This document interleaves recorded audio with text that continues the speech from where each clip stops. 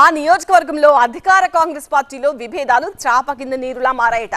అధికార పార్టీలో నేతల మధ్య సమన్వయ లోపం స్పష్టంగా కనిపిస్తోందట. నియోజకవర్గ ఇన్ఛార్జితో పార్టీ సీనియర్ నేతలకు పాత కాంగ్రెస్ వర్గానికి అస్సలు పొదగడం లేదట.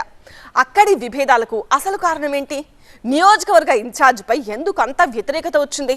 ఇంతకీ ఏదా నియోజకవర్గం, ఎవరా ఇన్ఛార్జ్?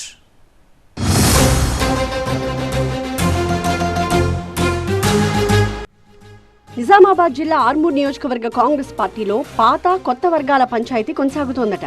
మున్సిపల్ ఎన్నికల వేళ గాంధీ భవన్ వరకు చేరిన ఈ వివాదం ఎన్నికల తర్వాత సద్దుమణుగుతుంది అని అంతా భావించారట.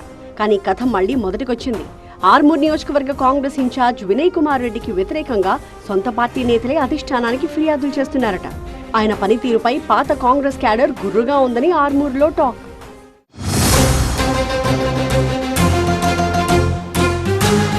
ఎన్నికల సమయంలో మున్సిపల్ టికెట్ల కేటాయింపులో వినయ్ రెడ్డి ఏకపక్షంగా వ్యవహరించారని కొంతమంది సీనియర్ నాయకులు మదనపడ్డారట. వినయ్కి వ్యతిరేకంగా జట్టు కట్టిన నేతలు రెబెల్స్ గా బరిలోకి దిగడానికి సిద్ధమవ్వడం అప్పట్లో హాట్ టాపిక్ గా మారింది.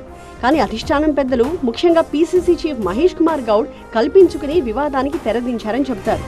పార్టీ కోసం కష్టపడ్డ వారికి గుర్తింపిస్తామని సముదాయించారట. దీంతో అక్కడి కాంగ్రెస్ నేతలు తాత్కాలికంగా శాంతించారని చెప్తున్నారు.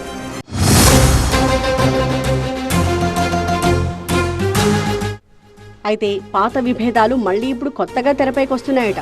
నియోజకవర్గ కాంగ్రెస్ లో సీనియర్ నాయకుడిగా పేరున్న ఏబీ శ్రీనివాస్, వినయ్ రెడ్డి మధ్య అసలు పొసగట్లేదు అనే ప్రచారం జరుగుతోంది. తన వర్గం అభ్యర్థుల ఓటమి కోసం వినయ్ రెడ్డి పనిచేశారని ఏబీ శ్రీనివాస్ వర్గం భావిస్తోంది. ఇదే విషయమై వినయ్ రెడ్డిపై అధిష్టానం పెద్దలకు మరోసారి ఫిర్యాదు చేసినట్టు చెప్తున్నారు.